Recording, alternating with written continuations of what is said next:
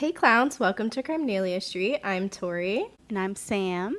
And we are gathered here today. A couple of buggy, shiny girls. Yep, that's what we do. Lots of glitter. Glitter is everywhere right now in my mind. On all the countdowns. Yep. Lots of glitter. Countdowns, which the countdowns are also countdowns within themselves. Did you see that? Yeah. Yep. We started with, I believe a 5-hour countdown, and then it went to 4 hours the next time, 3 hours, and then I think we're waiting on 2 and 1, and it's like, I would love a single. I would love a little taste of the album. Do you think we'll get it before it comes out? I don't think she usually does that, does she? I mean, she didn't do it for Tortured Poets. She didn't do it for Midnights. None of the Taylor's versions, but that makes sense. Right. But maybe back in the Rep era and Lover. For sure. Lover. I feel like I was hearing Me before. I don't know. Okay. Maybe I'm misremembering. Let us know. I'll get back to you on that. I meant the listeners, but. Oh, yes. Yes, you guys. Comment. Engage. Please. Pretty please. Like and subscribe. Give us attention. Please. We love it. We thrive. Yeah. Sam today is Shiny Bouquet Glitter Bug, which sounds all too familiar. That was the name of one of the variants, right? I think so. Something dark side, something, right? So that was in my brain. The variants have been very oddly named, I have to say. I'm so confused about the bugs, where those came in at all. Right. The shiny bug.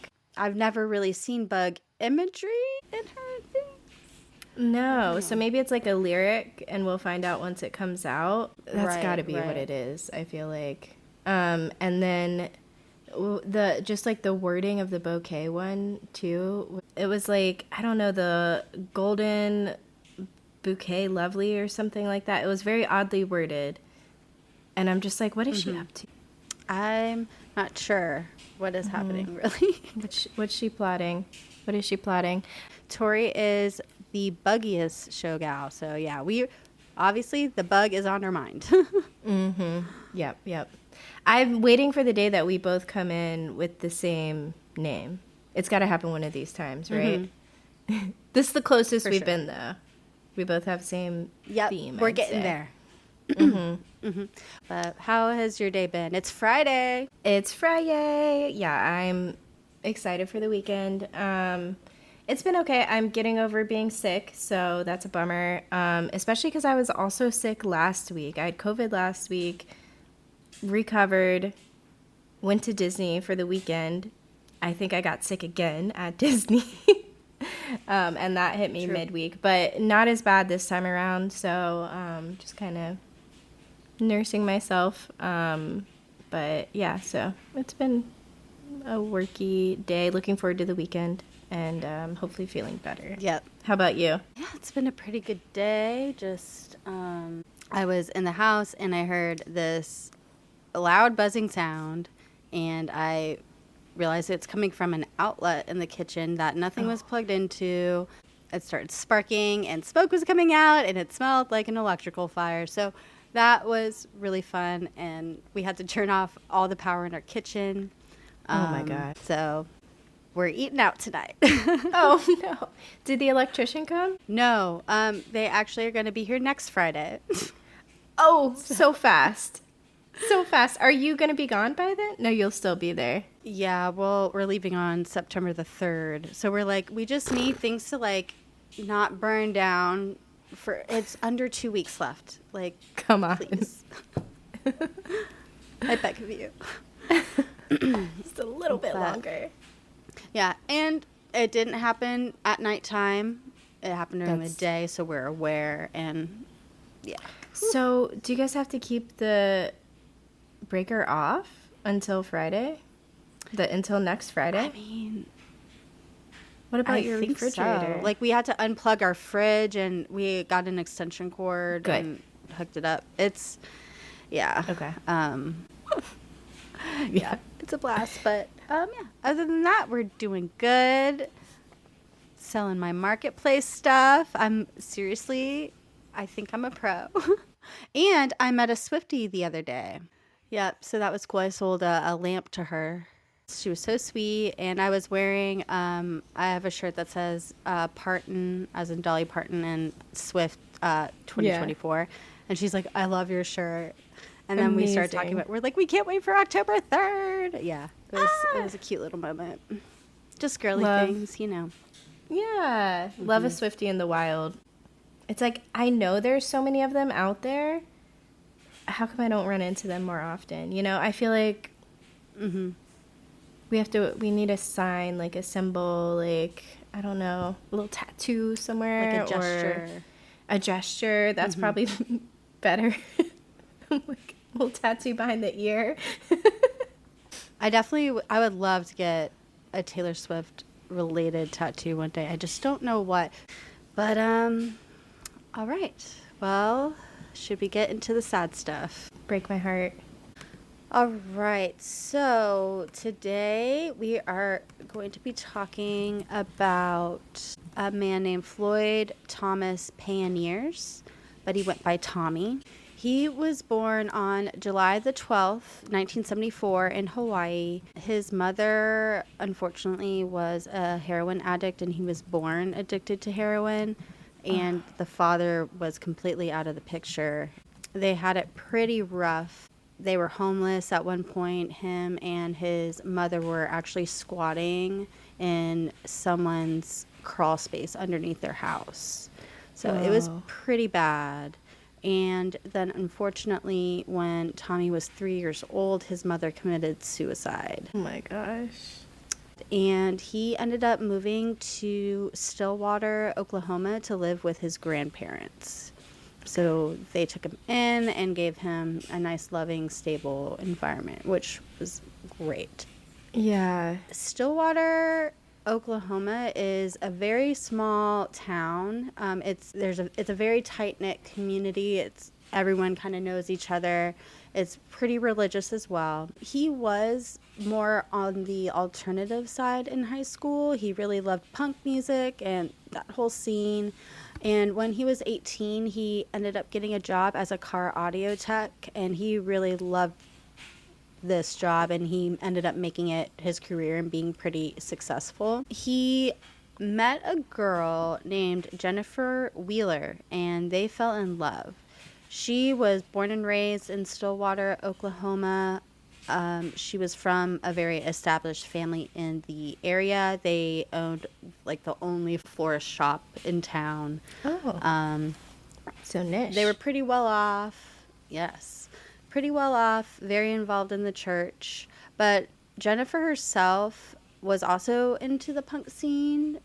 She would always dye her hair different colors, and she loved going to concerts. She dressed pretty alternative, so she was kind of a black sheep in the family. They ended up getting married in September 1996, and everyone said that they seemed very in love. They had a great marriage. Their life was just going forward smoothly. Of course, Tommy, I mentioned his career was going very well. And he also wanted to help Jennifer accomplish her dream of opening up her very own hair salon. So he was helping her make the chairs and build all the booths and stuff that would go in the salon and everything. So super sweet. And also together they were helping Jennifer's younger brother, whose name is Nick Wheeler, with his band. And they would travel with the band, help set up the stage. Tommy would do the audio. He's really a jack of all trades. I know, right? Yeah. But the band was starting to get a lot of traction, and they were getting very popular. So lots of shows. They were very involved. And guess who the band is? Oh, Blink 182. Well, almost the same vein, maybe. The All-American Rejects. Oh, okay. I've heard of them. Yeah. Right. And I didn't even think that they would be around because this is 1996. I remember them coming out. The first song I heard was Swing Swing. And I think I was in 8th grade. So that would be 2002, 2003. So I didn't realize that they were that old of a band. You know what I mean? Wait, when did you graduate? 2007. Oh, I was 2008. I was thinking I was 2004 for a sec. Okay, never mind. But yeah, so they also stayed very busy like with that. And then, so all throughout this, Jennifer is really loving this kind of rock star lifestyle, even though they weren't on MTV yet or anything, but they were definitely busy. And she was really loving this, whereas Tommy, he was trying to be a bit more focused on his career, and he was kind of chilling out, and she was kind of wilding out. Ramping up. Okay. Yeah. And then Jennifer ended up being in charge of a lot of things for the band. Like, she would book the gigs, she would help with the merch, she would set up the after parties, things like that. Okay. So she's like part of the team of the band. And then he was like making sets and stuff, but he's kind of backing off now. Right. Yeah. On the evening of November 29th, 1999, Jennifer calls 911 and said that she heard a knock on their front door. Tommy answered it, and she heard a series of gunshots and then found Tommy lying on the floor, bleeding out from gunshot wounds to his chest. Oh, God. Yeah. The police and paramedics arrived to a completely distraught Jennifer. They begin to perform CPR, and they rush him to the hospital. And as all of this craziness is going on, Jennifer is rushing around trying to get ready to follow them when she notices that her purse is missing. And her purse was right by the front door, where it's like they keep their keys on a little stand. And the cops kind of inspect it, and they also notice there's gunpowder residue on this stand as well.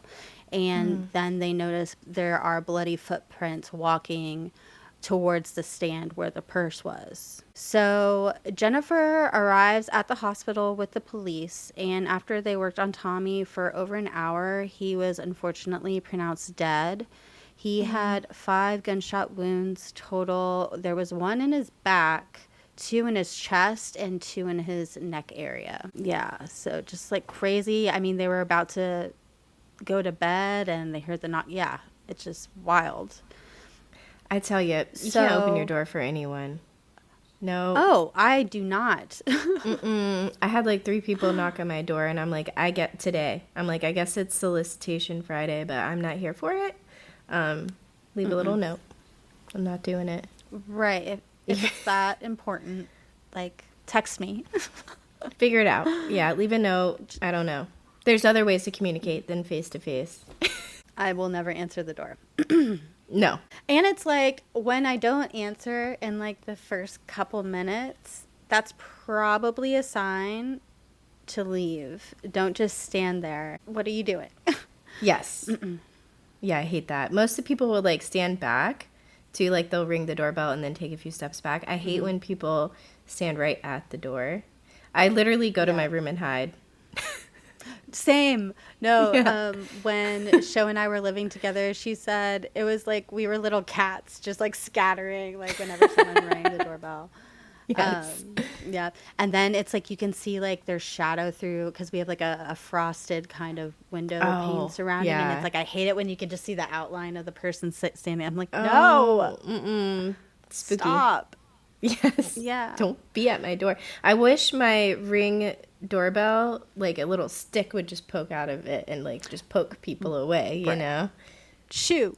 Right. Yeah. Yeah. Hey, we need to patent something like that. Yeah. So police asked Jennifer some questions about their afternoon prior to all this. She said that her brother Nick had come over for a bit to hang out that evening, and he left, and they were getting ready for bed when they heard the knock on the door. And thinking it was Nick coming back because he forgot something, Tommy just answered the door right away. And this first time it turned out to be a panhandler asking for money. And Tommy said that he didn't have any, and close the door. And a short time later, they are pretty much in bed. They hear a knock on the door again. And this is when Tommy answered it, and Jennifer hears the gunshots at this point. And Jennifer described the panhandler as a black man with a lazy eye, and she is able to provide enough detail for the detectives to produce a sketch. They published the sketch, and people in the neighborhood recognized this man because he had been a panhandler there in town for quite some time. You just tend to see similar people, walking out and about. And his name is Scott Sanders, and he looked exactly like the sketch. So police bring him in for questioning, and they ask him if he owns a gun. He said no, but if I did, I would pawn it right away to get money. Like, he had a home, but he was he was barely hanging on here for that. Okay. So he was doing whatever he could to make money.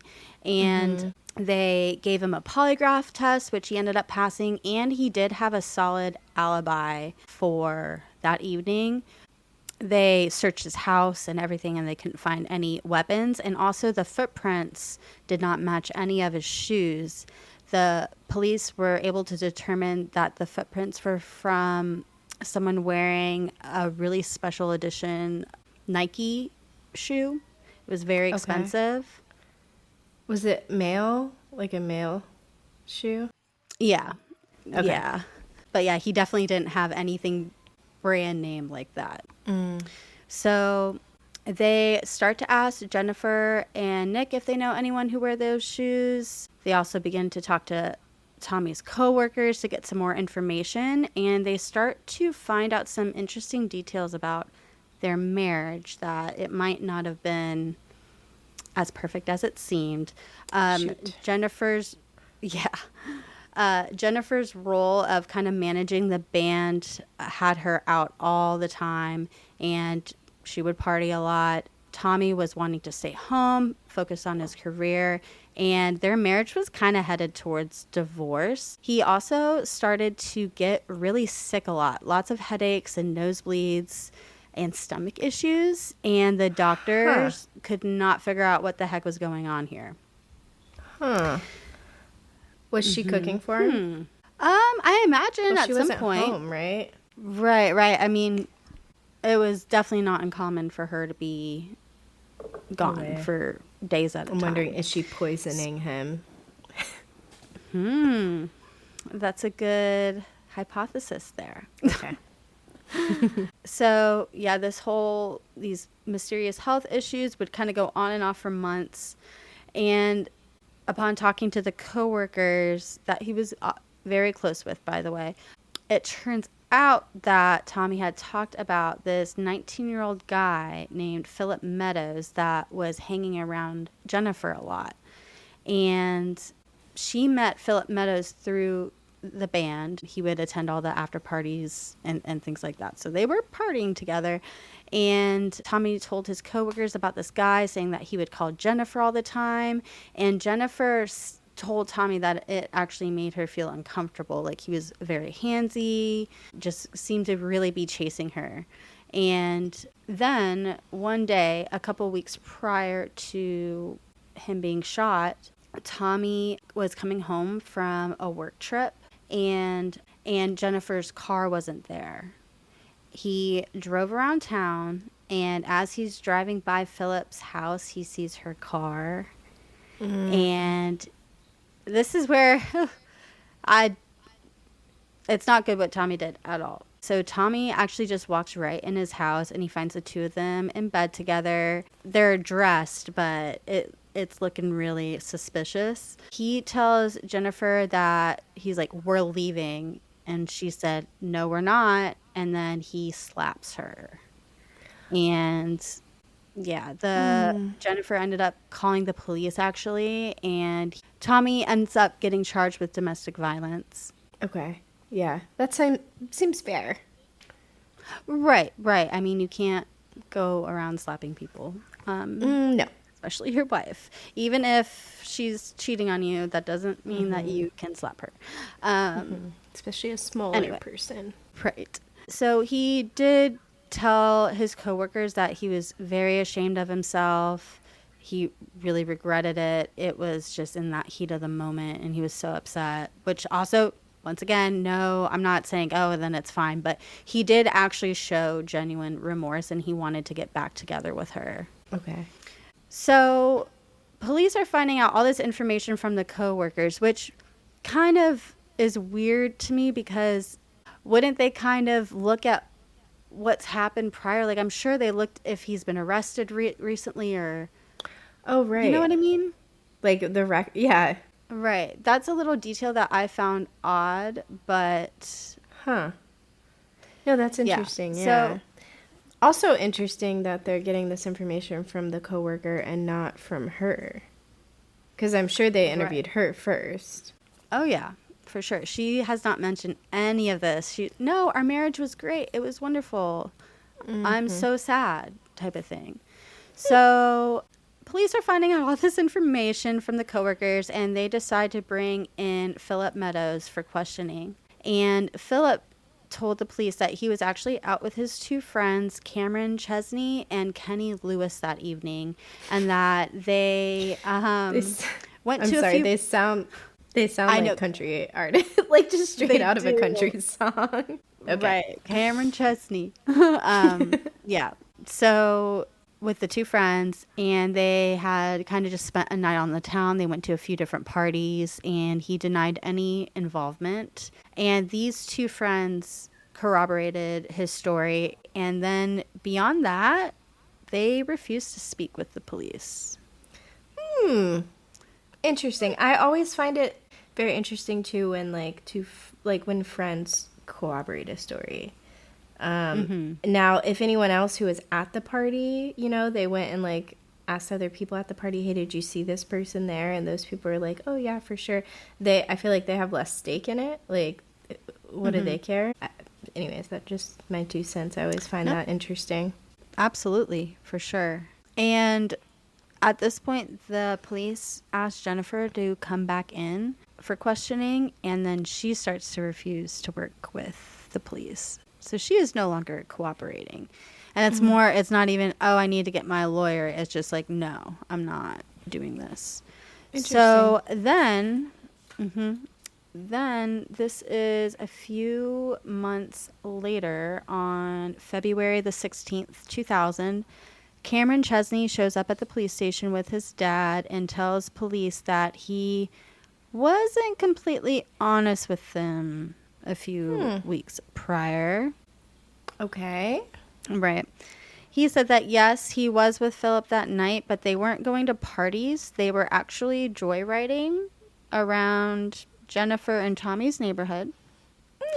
When Philip suddenly, obviously Philip wasn't driving, but suddenly jumped out of the car and kind of ran off down the street. So they're like, okay. While Philip is gone, they hear some gunshots, and then shortly after, Philip runs back up to the car and says, let's get out of here. And they just never said anything about it after. He never addressed it, and I guess they never asked. So police decide that since they have no proof that this has happened, just Cameron's testimony, they get him to wear a wire to speak with Philip. And it's intimidating. So I know. I wonder what he's thinking. I could never. I just would be sweating. He's like, I came and told you all the truth, and now you're like doing this to me. Are you serious? And but what a different story. Also, very different. Yeah. Okay. And these are 18, 19-year-old kids too. Right. Okay. True. So Cameron gets wired up and meets up with Philip, and Cameron starts to say to Philip that he's feeling really guilty about not being honest with the police and thinks that he should go to the police to talk to them more about what happened. It's really weighing heavy on his conscience. And then Philip says, I know. Philip says something interesting. He says, no, absolutely not. You cannot go to the police. Otherwise, we're all going to get in trouble. And then he says, remember, you and Kenny knew what I was going to do, and you still went along for the ride. And then Philip also says in this same conversation that Jennifer was in on it too, and he really didn't want her to get in trouble. This is enough evidence for the police to arrest Philip and Jennifer for first-degree murder and conspiracy. However, it was hard to get those charges against Jennifer to stick because they didn't actually have any evidence. They were just kind of going off of what Philip had said to Cameron. So they begin to try and get Philip to testify against her, and they say that they will take the death penalty off of the table if he works with them. This was 1999 too, right? So they're not like texting or anything. Right. 'Cause I feel like that would be the proof these days. You know, there'd be some kind of like text stream or something, but For sure. Okay. Yeah. I mean, maybe pagers, but you couldn't really. Yeah, what do you send like an It would be like eight short. eights? You know, Right. 8 eights Boobs. means it's done. Right. Boobs, yeah. Right. 80085. So he starts spilling the beans here, and he says that Jennifer and himself had actually been having an affair for quite some time, and he wanted her. This part gets me. He wanted her to divorce Tommy, but she said that she could not because of her family. Like, them being so religious, divorce was just completely off the table. Okay. Which is Now- odd given. The next choice, yeah, if it's true. Yeah, it seems like that. The 10 Commandments, isn't it number 1? That's thou shalt not kill. Is that? Do I have that right? I might not. It's like love your God love me, God, over everything else, and then That's do unto number 1. others as you would have done unto you. But thou shalt not kill is definitely on there. Okay. It's Okay. it's number one of the 1, but- golden rules. I don't think it says thou shalt not divorce. Right. And also, I feel like the Bible says divorce. I'm pretty sure the Bible says divorce is okay if there's unfaithfulness involved. I might be totally incorrect, but I swear I actually read something on that today. So, and yeah, it's just funny. No, I don't want to disappoint my family. Right. We'll just kill him. Let's kill him. Oh, So the mental gymnastics for that. And so the only way that her and Philip could properly be together is if they just got rid of Tommy. So it's not funny. It's ridiculous, and that's why I'm laughing. So she starts to put Visine in his Gatorade. She's trying to poison him, so you were absolutely correct. Ding, ding, ding. And so hence all the tummy issues. Right. That must have sucked. Like, that's horrible. Let me just slowly poison you. With Gatorade, too, Gatorade's supposed to be life water, you know? Like, Right. it's stuff that makes you Hydrating, feel better. electrolytes. And Visine, I never knew. I mean, I've never tried to drink Right. it, but Right. I've heard it gives you diarrhea. I didn't know. I've never ingested Visine anywhere else but my eyes. while poisoning symptoms are odd. uncommon after the drop to the eyes, these agents can produce significant poison if taken orally. Oh. Okay. Interesting. I would say good to know, but it's, It's not. It's not. I don't know. After she realized that nothing is really cutting it, like the Visine is not doing its job, I guess, that's when Philip tells the police that he decided, at that point, him and Jennifer decided to get his friends to drive him around that night so he could carry out the shooting. And it's so fucked up that she tried to pin it on that panhandler, Scott Sanders. Like, she Yes. obviously saw this dude around, so she knew exactly what he looked like. And, like, it's a smaller, predominantly white town. So even to do that, I don't know. It's just fucked up. That is so And fucked it makes up, me dude. angry. Like, this dude is just trying to Like, live his already, life and get by. and already having a tough life, too. Like, Jesus Christ. It is crazy work to target him like that.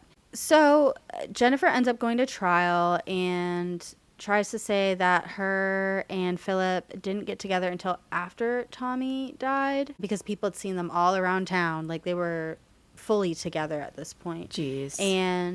And she just denies any involvement with this completely. Then, on March the 22nd, 2001, the jury finds her not guilty of murder, but does find her guilty for conspiracy. And she got 10 years in prison, but was released just after 4 years. Cameron and Kenny also got 10 years, but were released in 2005 and 2008, respectively. I guess Cameron, because he worked with the police, got a deal or something. And then Philip Meadows was sentenced to life in prison with the possibility of parole.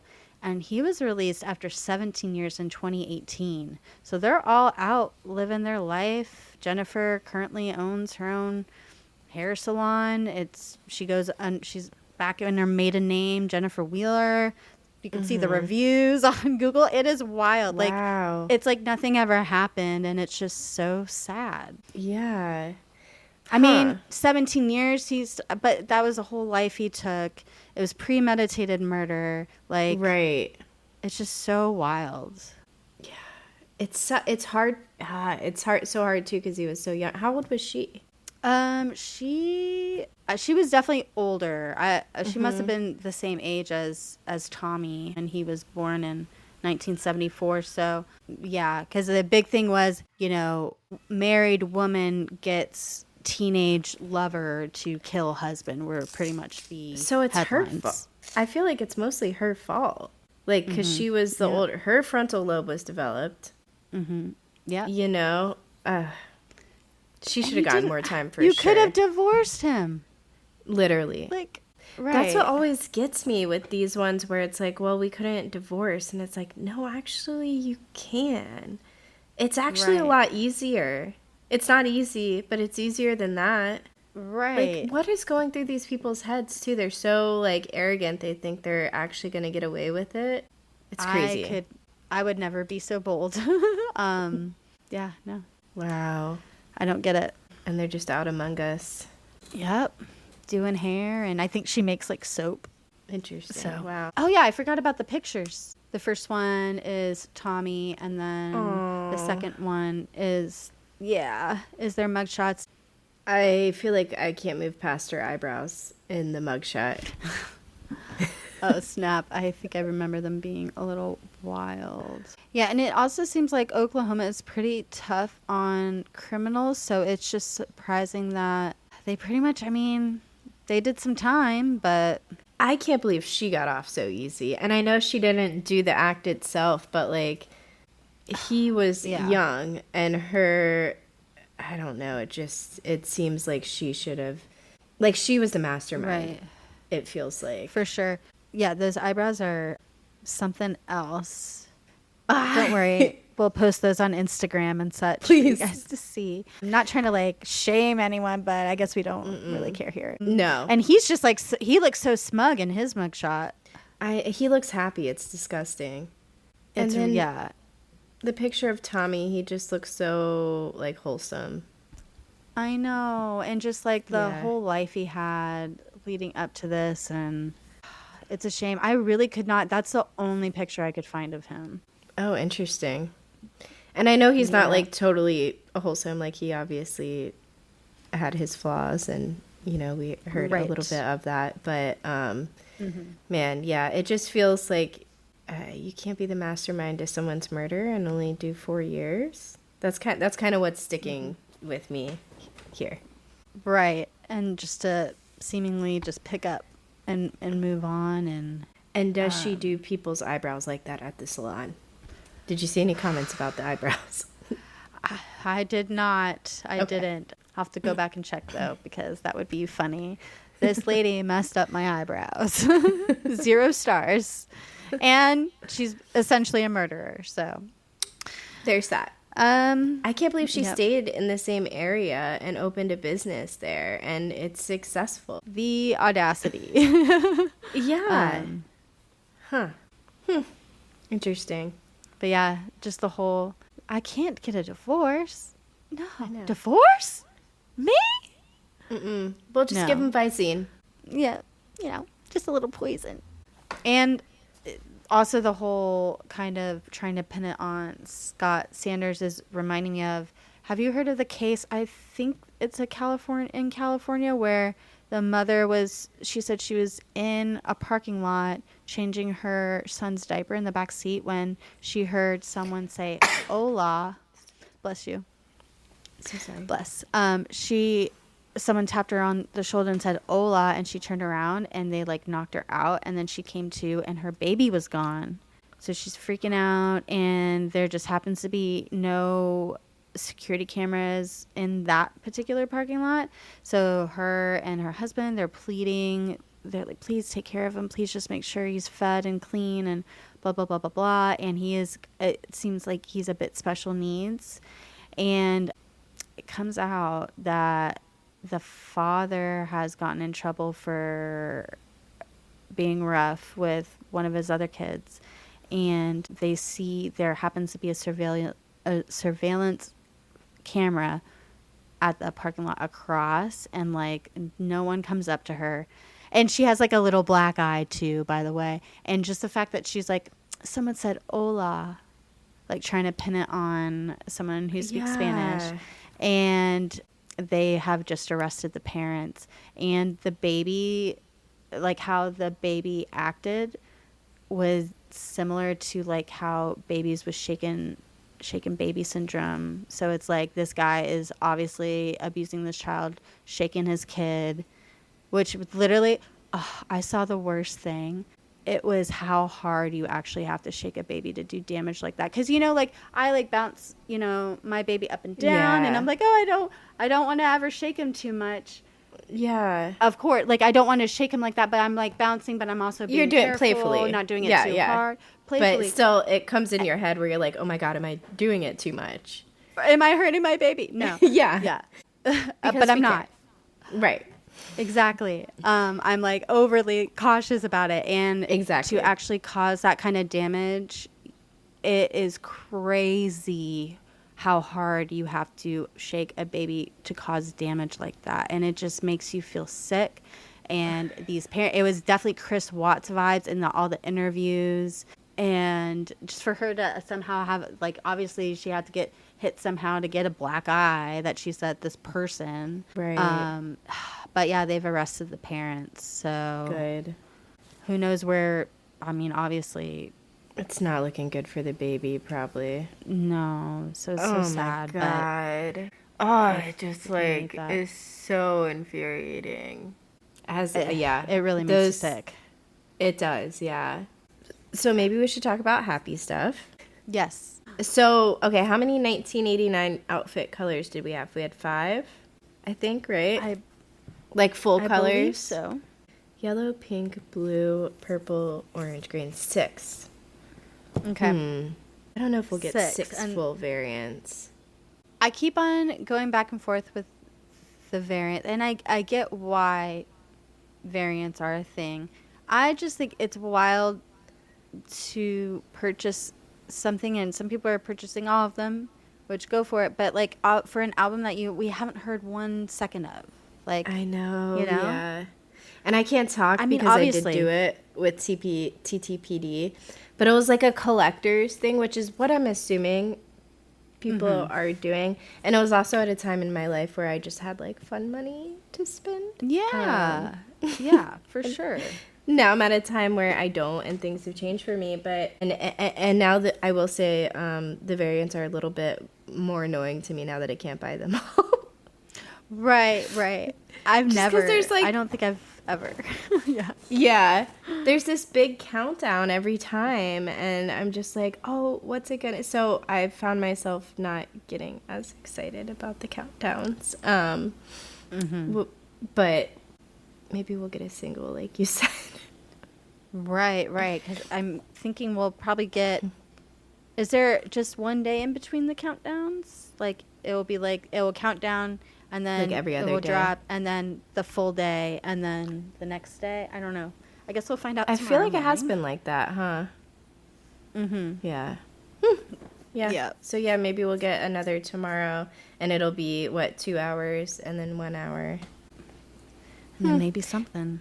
My thing too with the variants is that I wish you could see them all up front at the same time, which I know like maybe people wouldn't buy Right. as many then because they'd probably just pick their favorite, but I would appreciate that. Like I liked the picture on the shiny bug ones a lot. Like, girl, that photo. I know. I mean, I'm definitely kicking myself for not purchasing one of the like deluxe CD things that come with like a little trinket, like a little bracelet. Yeah. There's different things for each one. There was I'm a like, lot dang in it. that for the price. Yeah, it was only like $20 or something, right? 17. Yeah. I'm like, I didn't even look because I don't buy the merch or the vinyls or the CDs. So Oh, not even the vinyls. Yeah. yeah. Also, just because I've just never like been in that moment where like I have the fun money that I'm just gonna spend yeah. on, you know what I mean? Mm-hmm. But maybe one day. Next time I see that deluxe CD though, I wonder if it will ever go on sale again. We'll see. I know. Yeah, it was definitely a good deal. It's probably like one of the best deals I've ever seen on her site, honestly. I'm so glad I didn't get it, but I do think about it sometimes. Yeah. I feel that. So we have, what, like a month and a week until we get the new album, and I can't wait to hear it all. I'm so excited. I noticed that I saw that canceled is spelled what has like one more L or one less L. It's Two spelled Ls, like yeah. the British version, right? Which it's like, I feel like I've always spelled it with two L's. No, me too. That's why I was like confused as to which one it is, because I feel like I've always done two. I'm trying to like type it just to, yeah, no, dude, I've always done two L's. Right. Whoops. And Well, also, that's like, how we I've would always have spelled gotten. Yeah, like we've written papers and things. Like I'm sure I've written Yeah. canceled at some point in a paper. Like, I wonder if she didn't know that, because it feels natural to me to do two L's. right, it does. Do you know what opalite is? Opalite? A man-made glass that imitates the look of natural opal and moonstone, often appearing milky white or blue with subtle iridescence, and is used in jewelry and as a decorative stone. What does it mean? It's giving girly. I know it says man-made, but it's giving girly. Right. Interesting. Yeah, I is wonder really what that pretty. song could be about. Yeah, I'm can't wait for eldest daughter. Yeah. It's going to wreck That's gonna us. be interesting. And father figure, what's that about? Right. I mean, we could guess, but